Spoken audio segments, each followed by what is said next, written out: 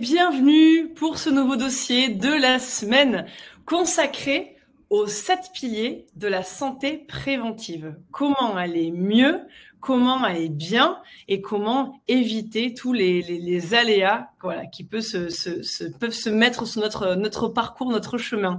Et pour revoir et passer tous ces piliers santé, nous sommes ravis d'accueillir aujourd'hui Alice Desnoyers. Bonjour Alice. Bonjour Mathilde, tu vas bien? Je vais très bien, je suis très heureuse de te retrouver. C'est toujours un plaisir de passer un dossier avec toi et voilà, d'avoir tes éclairages et ton regard, ton expérience sur tous ces différents sujets que tu nous partages. Il y en a eu plusieurs, je le rappelle à nos abonnés qui font ce dossier. Je vais certainement en oublier parce qu'il y en a eu plein, mais tu veux nous parler du diabète, tu veux nous parler du régime cétogène, ce qui se passe dans le corps, puis après vraiment la mise en place dans le quotidien. Tu veux nous parler des maladies auto-immunes, de la thyroïde, thyroïde de manière générale, hypothyroïdie, thyroïde d'Hashimoto. Donc voilà, je vous invite vraiment à aller regarder tous les dossiers d'Alice. Vous savez que sur le site, vous avez le petit onglet auteur. Si vous cliquez sur l'auteur, vous avez une description plus détaillée des activités, une présentation plus détaillée de l'auteur. Et dessous, tous les dossiers que l'auteur a partagés. Donc si vous êtes animé par l'énergie particulière d'un auteur, je vous invite vraiment à aller regarder les dossiers plus en détail. Et on sait à quel point tu aimes transmettre et tu as ce sens de partage chevillé à toi. Donc on est ravis de te retrouver pour ce nouveau dossier. Je le rappelle, vous pouvez à la fois voir la présentation et puis vous avez certainement déjà vu Alice dans les précédents dossiers que je viens de vous partager, mais tu es diététicienne, nutritionniste et tu es spécialisée en psycho-neuro-immunologie. Tu nous as d'ailleurs fait un dossier récemment sur le lien entre émotion et alimentation qui était très, très intéressant. Et donc, et puis ton parcours de vie a fait que tu as éteint les symptômes d'une hypothyroïdie d'Hashimoto, une maladie auto-immune. Et donc c'est à travers aussi ton parcours que tu en es arrivé, tu es la femme et la thérapeute que tu es aujourd'hui et qu'on a grand plaisir à retrouver à chaque fois. Merci beaucoup Mathilde pour cette présentation. Donc aujourd'hui, on voulait mettre en avant cette idée de piliers qu'on peut mettre en place dans la vie. Donc tu vas nous les détailler, ces piliers, pour dans les deux sens. On l'a appelé préventif parce qu'évidemment, quand on est bien et en bonne santé, ça permet de maintenir cet état de bonne santé et même d'améliorer en tout cas cet état de bien-être.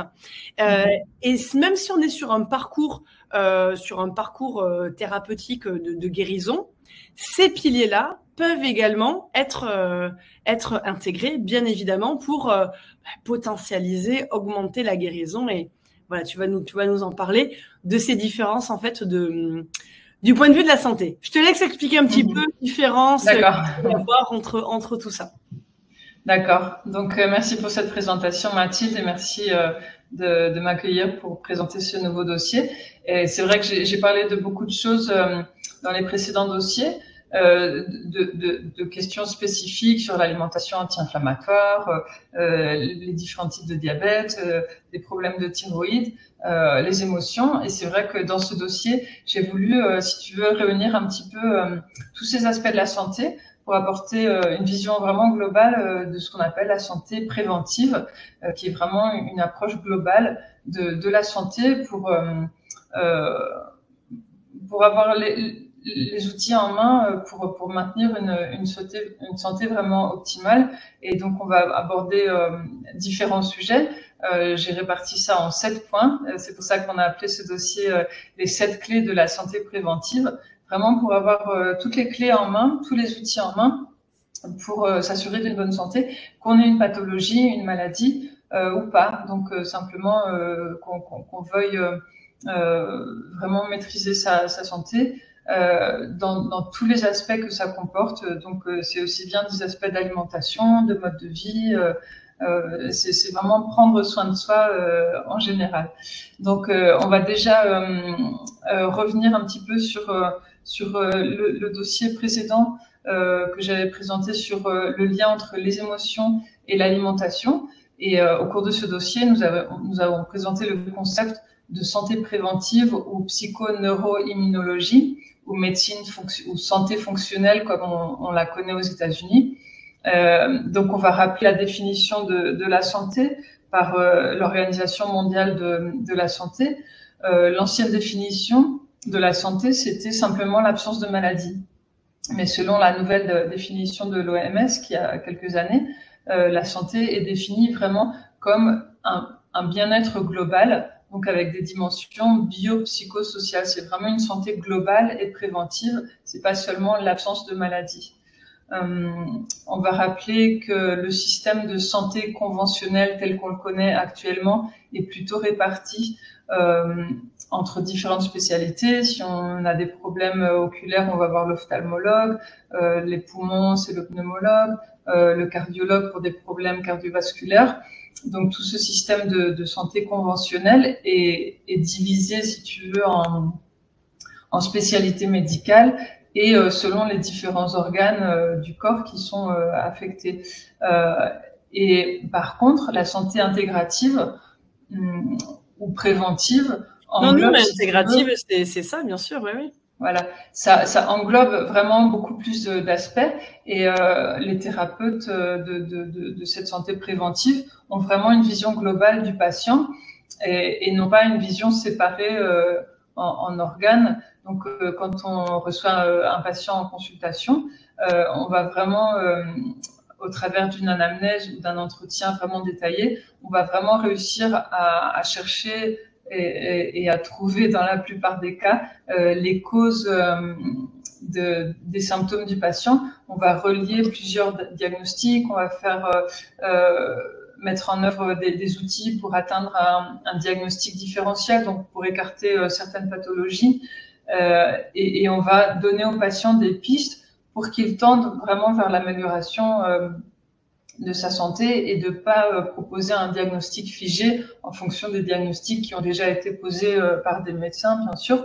Et on va prendre en compte aussi l'interrelation entre les différents organes et systèmes du corps et prendre en compte aussi tout le côté émotionnel dont on a beaucoup parlé dans le dossier précédent qui reliait les émotions et l'alimentation. Et par exemple, on avait donné un exemple de patient qui peut sonner à la porte d'un thérapeute de santé préventive. Ça peut être un patient ou une patiente, c'est souvent des femmes dans la plupart des cas, qui auront des problèmes digestifs, des problèmes hormonaux, des migraines à répétition, des douleurs menstruelles ou des problèmes de ménopause, et qui vient vraiment pour trouver des solutions globales et ne pas être adressé à plusieurs médecins dans différentes spécialités médicales. Donc, on aborde vraiment le patient dans sa globalité. Donc, c'est un petit peu ça le concept de médecine préventive tel qu'il est pratiqué aux États-Unis depuis une vingtaine ou une trentaine d'années et qui commence tout juste à se développer ici en Europe, en France, en Espagne. C'est vraiment une santé énormément. Voilà.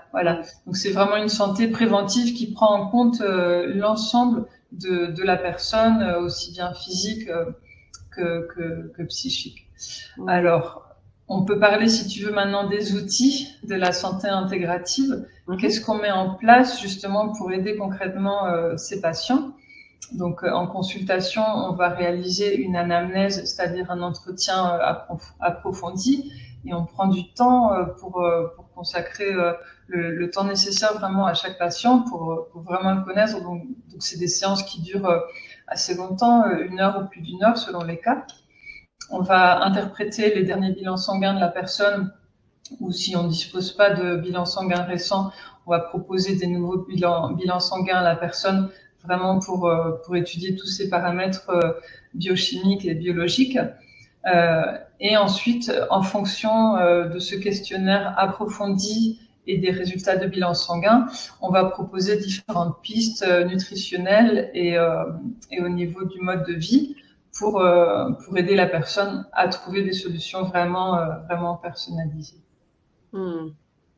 Oui, là où on peut dire que On peut dire que la médecine conventionnelle est extrêmement utile et nécessaire sur un symptôme, quelque chose d'aigu, Bien sûr.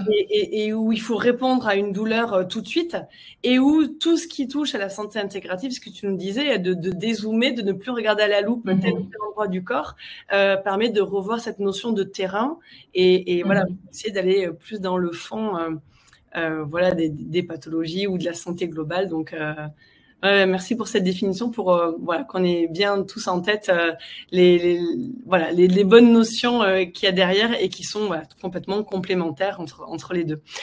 Tu commences à nous parler des clés. Du coup, tu nous as parlé de 7 clés. Est-ce qu'on pourrait commencer voilà, par la première clé qui, je crois, est l'alimentation? Voilà.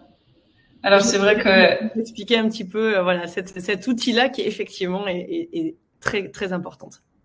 D'accord. C'est vrai que moi, j'ai une formation de diététicienne et nutritionniste. Et c'est vrai que pour moi, l'alimentation, c'est la base de la santé, mais pas la seule. Donc, c'est vrai que je l'ai mis en numéro 1 parce que pour moi, c'est très important. Mais les 6 autres clés ont une importance pratiquement égale. Donc, dans le premier dossier que j'avais présenté à Dynamica, on avait parlé d'un protocole très spécifique d'alimentation anti-inflammatoire qui était surtout destiné aux personnes atteintes de maladies auto-immunes. Et on peut se baser en fait sur ce protocole, mais d'une façon un petit peu un petit peu moins stricte, si tu veux, si on n'a pas de maladie auto-immune ou si vraiment on veut adopter une alimentation anti-inflammatoire, mais qui soit un petit peu plus pratique à réaliser dans une vie quotidienne. Plus souple. Voilà, plus souple, exactement. Ou alors si vraiment on est dans une phase où on manque d'énergie, où on attrape des virus ou des infections assez souvent, ou si vraiment on a besoin d'un petit boost, ou si on a des problèmes digestifs ou des problèmes hormonaux. Donc, les différents points à respecter pour adopter une alimentation anti-inflammatoire serait une liste d'aliments à introduire dans notre alimentation.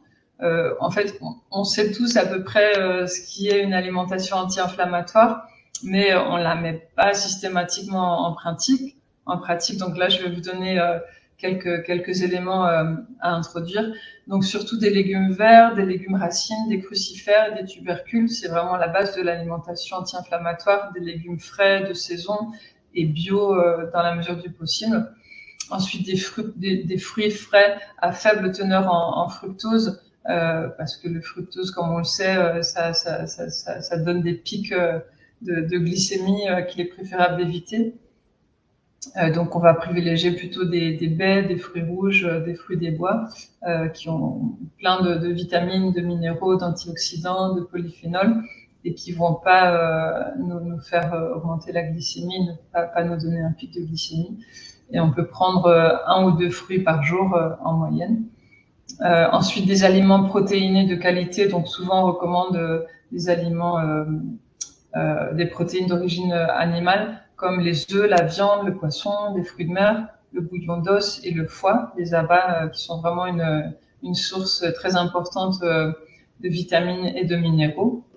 Ensuite, on a les bonnes graisses qui sont principalement l'huile d'olive, l'huile de coco et les avocats. C'est vrai que souvent les personnes me posent la question par rapport à l'huile de coco. Oui, mais c'est une huile saturée. Mon médecin, mon cardiologue ne me recommande pas d'utiliser l'huile de coco.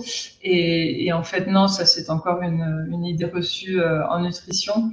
Mais les graisses saturées de l'huile de coco bio et non raffinées ont vraiment des propriétés protectrices justement pour le système cardiovasculaire, et ça apporte vraiment une énergie très très saine pour tout notre métabolisme et aussi pour la santé mentale et cognitive.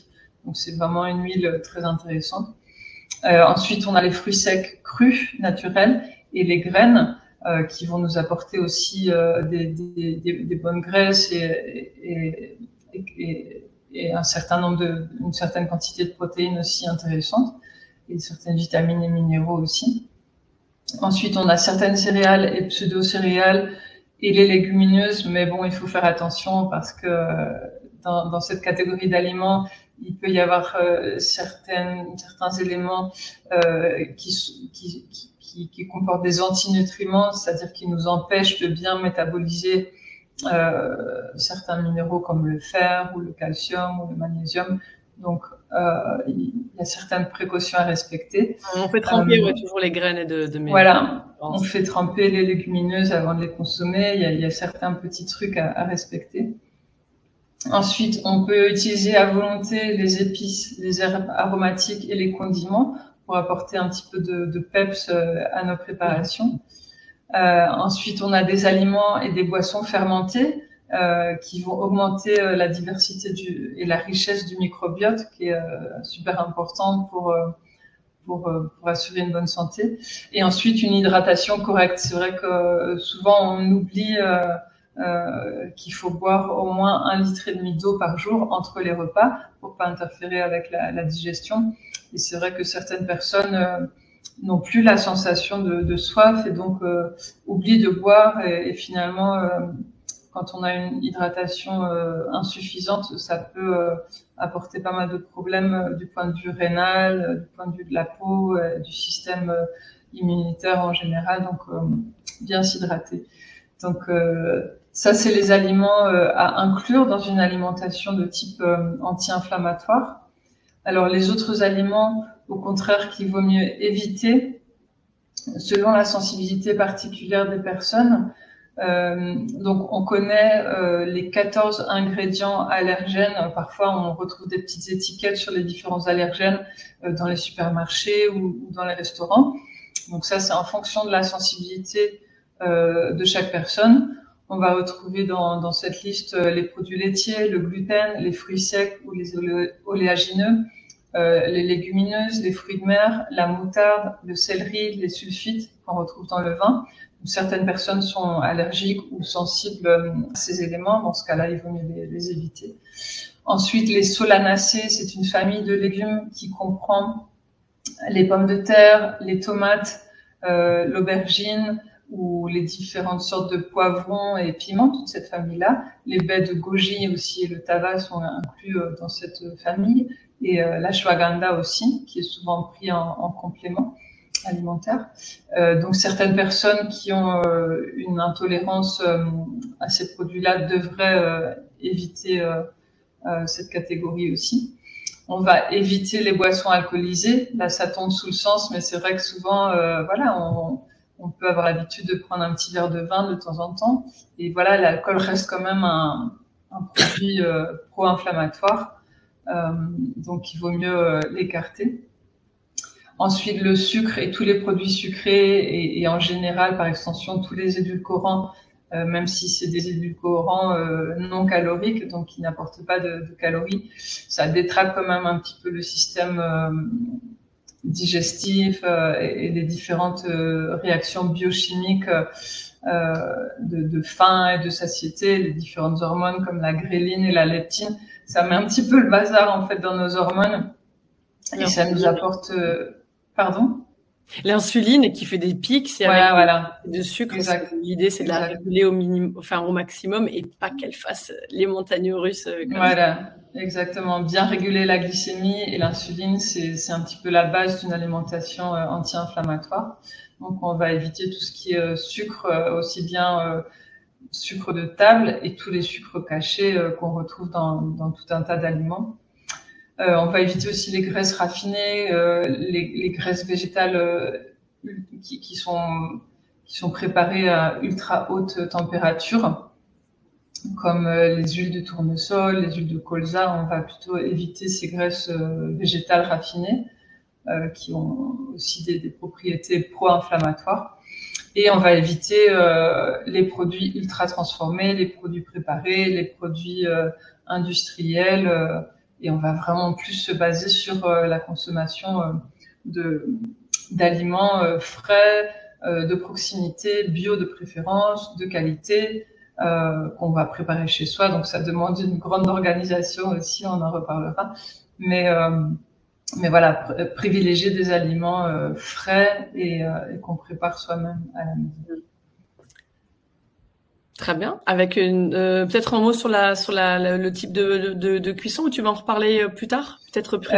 Oui, le type de cuisson, on va privilégier plutôt des aliments qui sont légèrement cuits, parce que c'est vrai, quand on consomme des aliments crus, certaines personnes sensibles ou avec un système digestif un petit peu irrité pourront avoir des symptômes un petit peu plus intenses si on consomme beaucoup de salade, par exemple, et ça arrive souvent en été.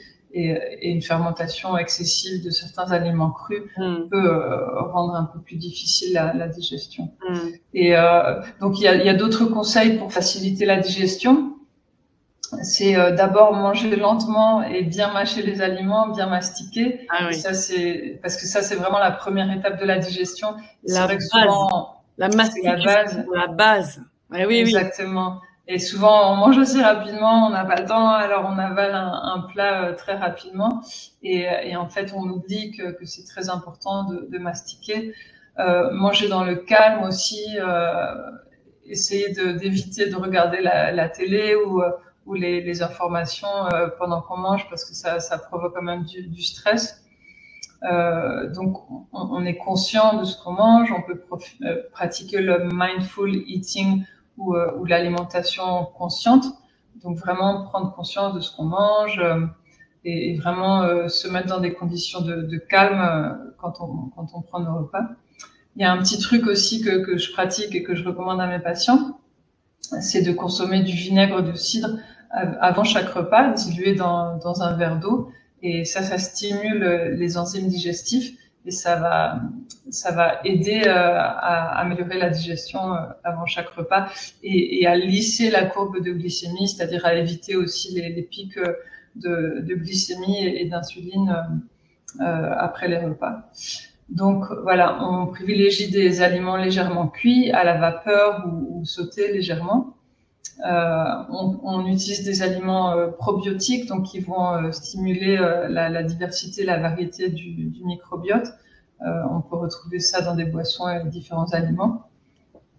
On a l'amidon résistant aussi. C'est certains aliments qui sont cuits au préalable, déposés au réfrigérateur pendant toute une nuit, pendant 12 heures minimum.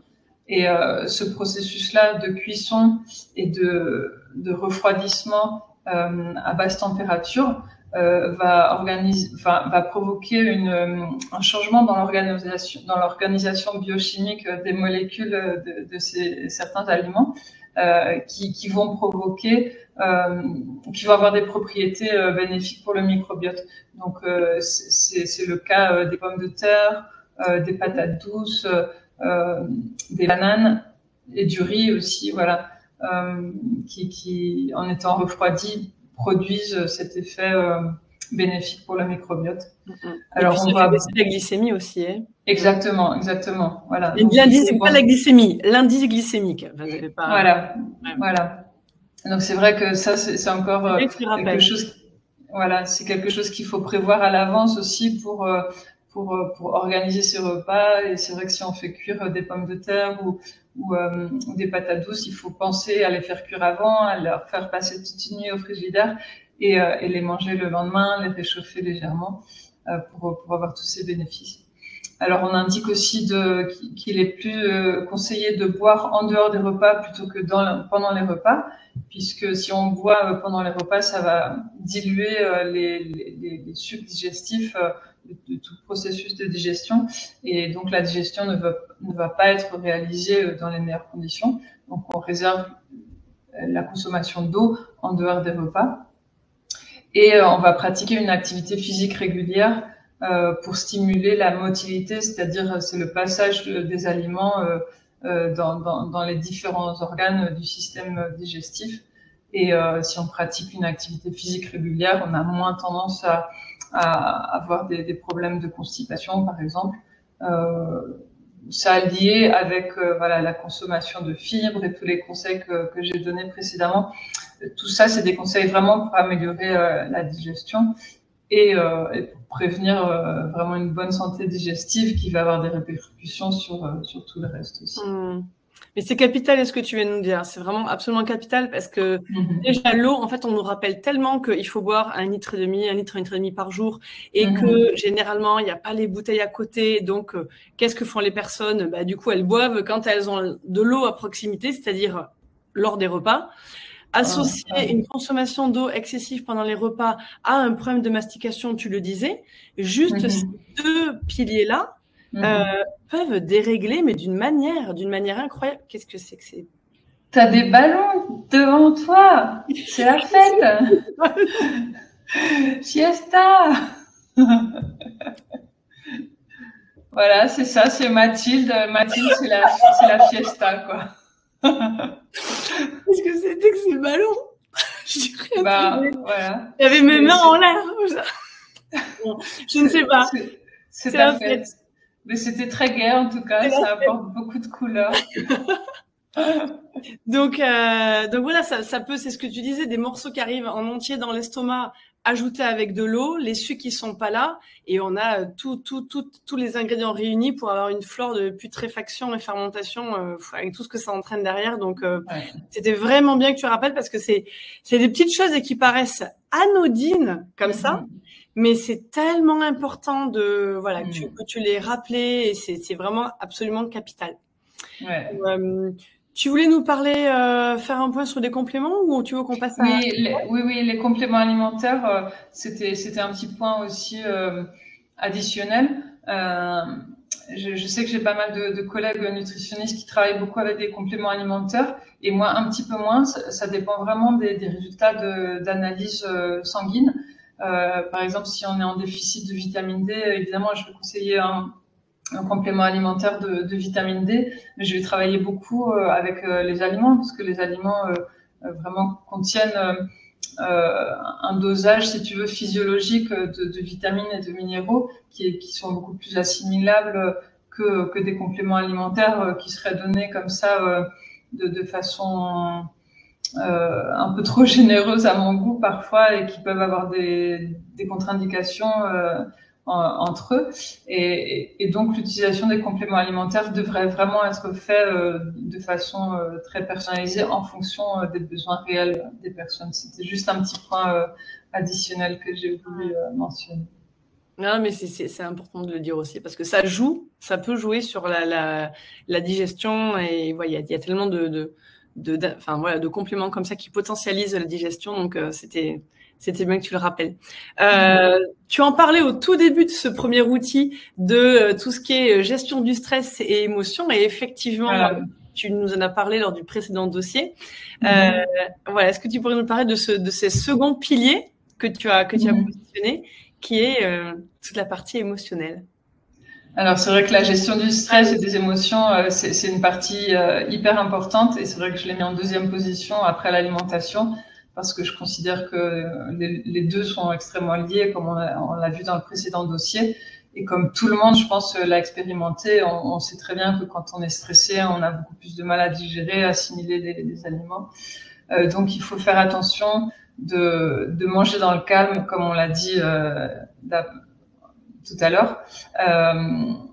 Pratiquer la relaxation, la méditation, le yoga, le pilates, toutes ces activités qui nous permettent de gérer le stress au quotidien. Il y a plein d'outils, plein d'applications pour vraiment gérer son stress, gérer sa respiration. On peut pratiquer la cohérence cardiaque aussi.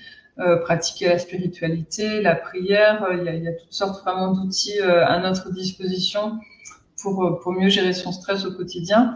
On peut engager une thérapie psychologique aussi, il y a différentes thérapies qui fonctionnent très bien, comme les thérapies cognitivo-conductuelles ou le MDR en cas de traumatisme un peu plus profond. On va réduire aussi les tensions corporelles. On peut demander rendez-vous chez l'ostéopathe, faire de l'acupuncture, de la réflexologie, de l'hypnose, toutes ces thérapies complémentaires qui sont vraiment recommandées pour réduire les tensions du corps et de l'âme. Après, on peut utiliser aussi des huiles essentielles. On peut se diriger vers un ou une naturopathe pour faire un bon usage de ces huiles essentielles selon notre état de santé et notre état émotionnel aussi. On peut se faire un bain chaud avec des sels de magnésium, aller au spa. Le contact avec l'eau a des effets extrêmement positifs aussi sur notre santé et notre détente. Et ensuite, il y a toutes les valeurs de partage, d'amitié, de communauté, de solidarité, qui vraiment stimulent les hormones du bien-être, comme l'oxytocine, comparée au cortisol, qui est plus l'hormone inverse, l'hormone du stress. Et donc, toutes ces activités vraiment de réduction du stress vont nous permettre d'entrer dans un mode parasympathique, qui est vraiment un mode de détente, de repos, dont on a vraiment cruellement besoin tous. Donc, il faut vraiment mettre en place toutes ces actions pour stimuler tous nos mécanismes de détente et de repos, quoi. Et puis, c'est le système de la digestion, le système parasympathique. Donc, s'il n'est pas activé, la digestion se passe pas bien. Merci beaucoup pour ces rappels. C'est hyper important, voilà, de bien avoir en tête. Et puis, les outils qu'on peut utiliser pour se détendre. On peut continuer avec la troisième clé, hyper importante aussi. Laisse la nommer. Alors, la troisième clé qui est hyper importante, comme tu dis, c'est le mouvement. Alors, on distingue le mouvement de l'activité physique, dans le sens où le mouvement, c'est tous les mouvements qu'on fait, en fait, tous les jours. On va accompagner ses enfants à l'école, on va faire ses courses, on va monter, descendre les escaliers, on va aller au travail à pied, on va se lever de son siège pour aller faire la vaisselle ou pour aller faire le lit. Voilà, c'est tous les mouvements, ou faire le ménage à la maison. C'est vraiment tous les mouvements qu'on réalise au quotidien. Et l'activité physique, ça implique une intention d'aller à un club de gym, à une salle de gym, ou sortir, se promener dehors ou courir. Ça relève vraiment d'une intention spécifique de faire une activité physique. Évidemment, on va adapter l'exercice physique en fonction des particularités de la personne, ou si on est en présence d'une maladie inflammatoire ou d'un syndrome comme le syndrome de fatigue chronique ou de fibromyalgie. Donc, on va adapter l'exercice physique à l'état de santé de la personne. On va lier des activités physiques plus de résistance et plus de renforcement musculaire. Donc les deux types d'activités physiques sont vraiment nécessaires, aussi bien une activité aérobique, c'est-à-dire la marche, la course, le vélo, la piscine, avec des activités vraiment de renforcement musculaire qui vont renforcer justement la masse musculaire, renforcer les os. Donc c'est très important de relier ces deux types d'activités. Et il faut aussi qu'il y ait du plaisir dans ces activités. Il faut vraiment pas faire une activité physique qu'on n'aime pas. Donc il faut vraiment choisir un sport ou une activité qui nous plaise, qui nous attire. Ça peut être soit en individuel ou en groupe, mais vraiment qui nous apporte du plaisir et de la satisfaction. Et je me souviens beaucoup d'une étude scientifique qui m'avait beaucoup marqué dans mon master de psychoneuroimmunologie. C'est une étude en anglais de 2013, je crois. Elle est assez ancienne, mais elle est toujours aussi autant d'actualité. Et ça s'appelle Exercise is the real polypill. C'est-à-dire, il y a beaucoup de personnes dans le monde de la santé qui recherchent vraiment un comprimé magique, un médicament magique pour éliminer tous leurs symptômes. Et c'est vrai qu'il y a certains auteurs qui pensent que l'exercice physique est vraiment la pilule magique pour remédier à plein de symptômes, fatigue, manque d'énergie, douleur. C'est vrai qu'on recommande vraiment une activité physique régulière pour maintenir une bonne santé, et en tant que prévention, évidemment, pour éviter des maladies cardiovasculaires ou même neurodégénératives. Donc, c'est vraiment une base super importante, le mouvement et l'activité physique. Oui. Tu l'as dit en démarrant, hein, il n'y a pas de hiérarchie en fait. Là, il y a un ordre qui est fait, selon aussi les spécialités ou sensibilités de chacun. Mais voilà, il faut bien garder en tête que globalement tous ces piliers sont tous au même niveau. Il n'y en a pas important que l'autre. Et effectivement, je me rappelle d'une étude aussi, je crois qu'on en avait même déjà parlé sur Dynamica, mais des études qui avaient été menées sur des groupes de personnes avec une alimentation extrêmement carrée, extrêmement vraiment dans tout ce qu'on pouvait envisager du bio, du non transformé, avec une cuisson ou crue ou cuite, enfin vraiment le top du top en alimentation, mais avec une sédentarité à côté, et à l'inverse, du mouvement chez un autre groupe de personnes avec une alimentation bien aussi. Il ne s'agit pas de faire du fast-food tous les jours, mais avec quelques écarts. Et les résultats, en tout cas, de tout ce qui était analyse sanguin, urinaire, enfin tous les tests qu'on peut faire chimiques, on se rendait compte que les résultats étaient meilleurs chez le groupe de personnes qui avaient fait du mouvement plutôt que ceux qui avaient une alimentation parfaite, mais en sédentarité. Donc, c'était par rapport à cette superbe étude que tu nous as partagée, la Polypile, sur le mouvement. Mais c'est vrai que voilà, c'est important de le rappeler. Et c'était génial que tu nous redises mouvement et activité physique, parce que parfois on s'imagine, ah ouais, non mais moi, s'il faut que j'aille faire du crossfit, que j'aille faire courir pendant 5 kilomètres, mais c'est pas ça. Et c'était bien que tu nous le redises. Ça peut être aussi dans son quotidien, ne plus prendre l'ascenseur, mais prendre l'escalier, sortir du métro 2 stations plus tôt si vous habitez en ville. Mais et ça, c'était bien que tu nous le rappelles pour dépoussiérer un peu certaines croyances parfois qu'on peut avoir. Donc merci pour ce pilier. Quatrième pilier. On y arrive sur… Voilà. Tu nous dis, je te laisse nous dire. D'accord. Donc, la quatrième clé pour la santé préventive, c'est les rythmes circadiens ou les cycles circadiens. L'origine de ce mot veut dire, c'est du latin circadium, c'est-à-dire c'est des cycles qui sont proches d'un jour, proches de 24 heures.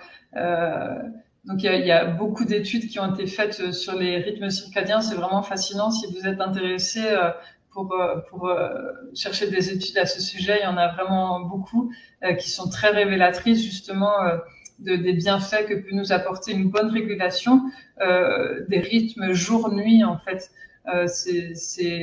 En fait, on va toujours se tourner vers notre biologie, vers notre évolution en tant qu'être humain. Et se dire que traditionnellement les personnes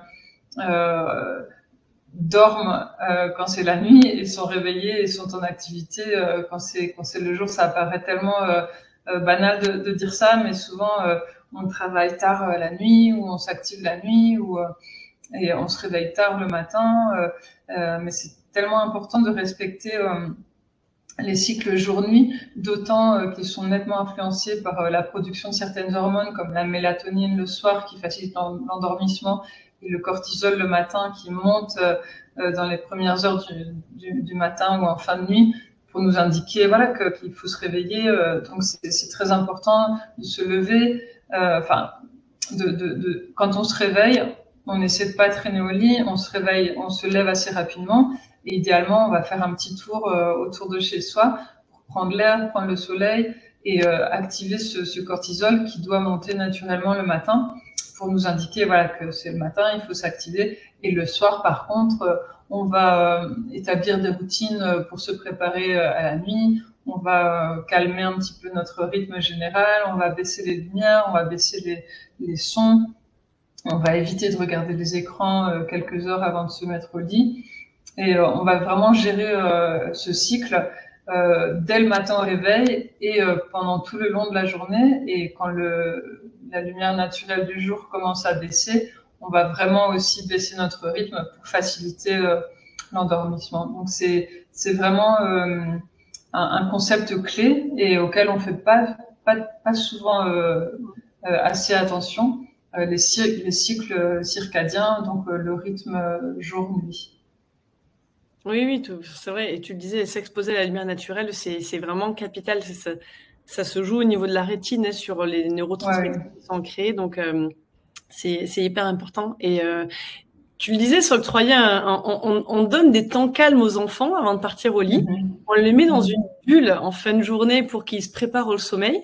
Et puis, je sais pas, à partir d'un certain âge, on arrête et on ne fait plus. Et les adultes, rares sont ceux qui vont s'octroyer ce temps calme avant de partir au lit. Alors que c'est vrai que c'est très, très important. Et voilà, c'est l'importance du sommeil, effectivement, enfin, de cet équilibre aujourd'hui et du coup, de l'impact sur le sommeil. Donc, merci pour ce pilier. Je crois que tu continues avec un autre pilier qui sont les relations sociales, le lien humain.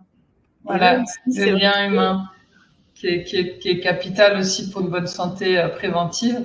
Et on en a parlé dans le dernier sujet sur le lien entre les émotions et l'alimentation. C'est vrai que on a plusieurs cercles concentriques de relations sociales. Il y a le macro-contexte, le méso-contexte et le micro-contexte. Donc le macro-contexte, c'est plutôt d'un point de vue continental ou de notre pays, de notre culture générale.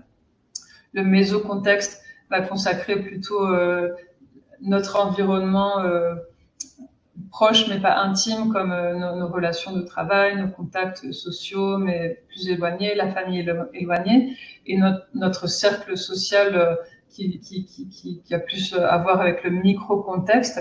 C'est vraiment notre famille proche, nos amis proches, les gens avec qui vraiment on a une relation plus intime, ou notre partenaire de vie.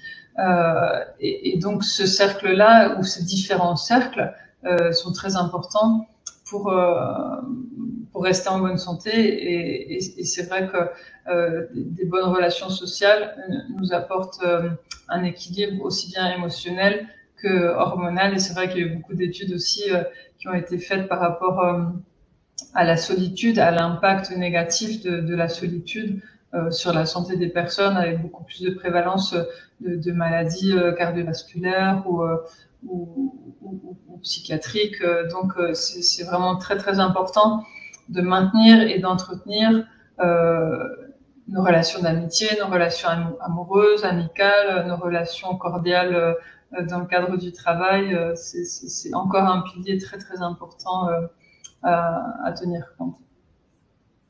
Et c'est bien de le rappeler, parce que avec tout ce qu'on vient de traverser ces dernières années, il y a beaucoup de solitude qui s'est mis en place, ne serait-ce qu'avec les confinements qui a eu consécutifs.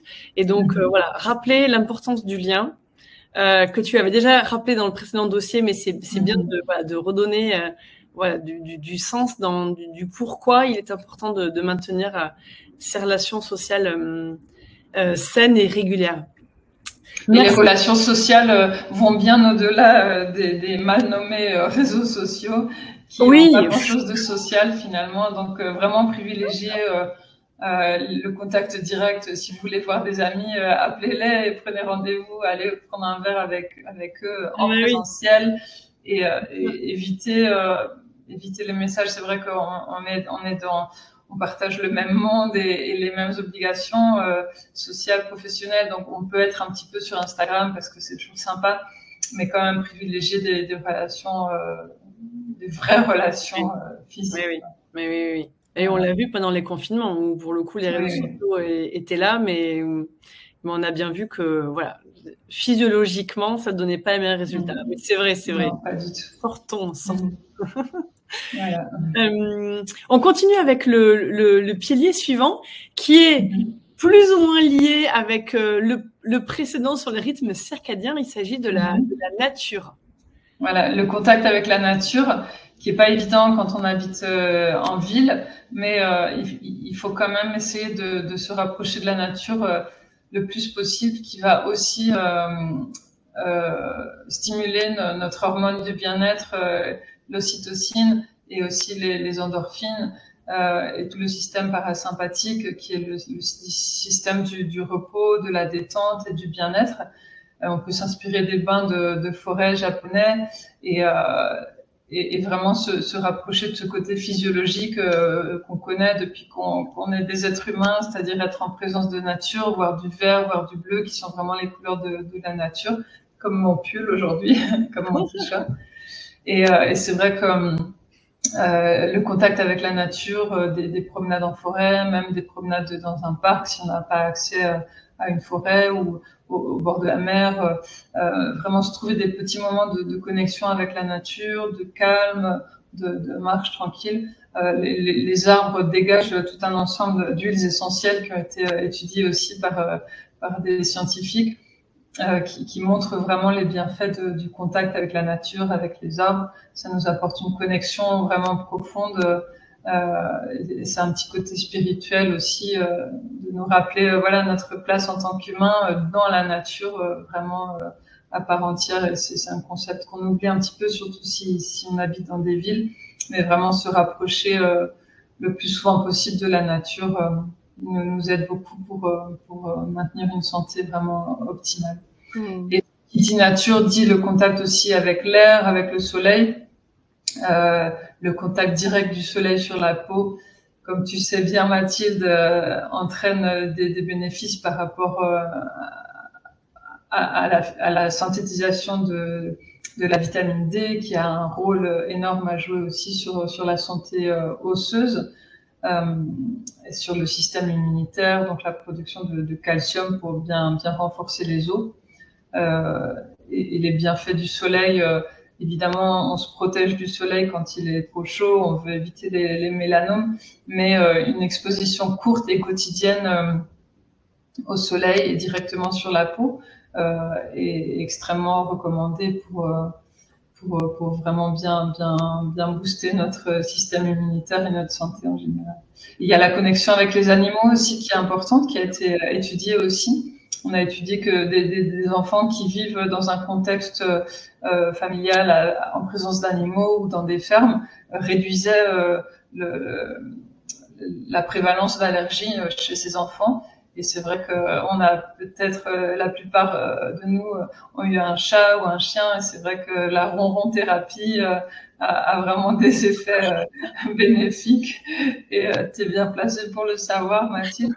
Et c'est vrai que voilà, les animaux, ils n'ont pas de filtre, ils ont que de l'amour à donner, et puis ils ont chacun leur caractère et ils nous apportent tellement. Donc, si on est seul, si on est obligé de vivre seul, pas par choix, mais vraiment par les aléas de la vie, c'est tellement important d'adopter un chat ou un chien pour vraiment combler un petit peu ce vide affectif qu'on peut avoir en supportant la solitude, subissant la solitude. Donc le contact avec des animaux nous fait vraiment du bien, c'est vraiment physiologique, c'est naturel, on a toujours cohabité avec des animaux, donc soyons en contact avec des animaux. Oui. Voilà. Oui, ils apportent bien plus que quand certains mettent en avant les contraintes qu'il peut y avoir de les soigner ou les soigner, leur donner à manger, les nettoyer leur litière si c'est un chat, parce qu'un chien il n'y a pas. Mais c'est vrai qu'ils apportent tellement en contrepartie que vraiment qui teste un peu la vie au contact des animaux, se dit mais comment est-ce que je faisais avant, clairement. Oui, clairement. C'est bien que tu le rappelles. Et comme tu le disais très justement par rapport aussi au bain avec la nature, au bain avec les arbres, il y a aussi ce que tu disais, hein, cette mise à la terre quelque part qui est fait et décharger les ions positifs et se recharger en ions négatifs. On est tellement dans un environnement extrêmement chargé en champs électromagnétiques que le bain avec la nature permet aussi de faire cette décharge-là, mais comme tu le soulignais très justement, avec l'arbre et le contact. Et c'est vrai que marcher pieds nus en forêt, j'ai fait ça il y a quelques mois avec des amis. On a passé un week-end dans une zone volcanique en Catalogne et on a marché longuement dans une forêt pieds nus. Et c'est vrai qu'en contact avec les arbres, c'est magnifique. Et c'est vrai qu'on devrait vraiment le faire le plus souvent possible, être en contact direct avec la terre, avec l'herbe, avec la nature, que ce soit dans un parc qu'on a à côté de chez nous, on enlève ses chaussures et on marche pieds nus sur l'herbe. Ça donne des sensations agréables et c'est vrai que ça nous connecte vraiment à la terre. Ça casse un peu tous ces effets des champs électromagnétiques, comme tu disais. Ouais, si vous avez un jardin ou un parc à proximité, effectivement, tous les jours, 10-15 minutes, s'asseoir, remettre pieds nus, et c'est vrai que la sensation est incroyable, donc c'est important. C'est pas grand-chose à instaurer, ça fait un bien fou. Ouais, c'est ça. On arrive à la 7e clé et alors elle est trop jolie, donc je te laisse me présenter parce que elle est jolie et tellement importante. Elle aussi, encore une fois, rien dans ces clés, elle doit tout être mis en place. Donc je te laisse la présenter. Alors cette clé, je l'ai intitulée loisirs et plaisir. C'est vrai que on vit dans une société tellement basée sur la productivité, sur le stress, sur le speed. C'est tellement valorisé d'être toujours speed. Ah, j'ai plein de trucs à faire, je suis speed, j'ai dormi 6 heures cette nuit, mais j'ai tellement de choses à faire, à régler. Et on va tellement vite. Et on oublie souvent de se faire plaisir. Et moi, souvent, je conseille à mes patients vraiment d'inscrire dans leur agenda des moments de plaisir et de loisir, comme si c'était pour prendre un rendez-vous chez le médecin ou prendre un rendez-vous chez le coiffeur. Déjà, prendre un rendez-vous chez le coiffeur, c'est plus dans le domaine du plaisir que de l'obligation ou du stress.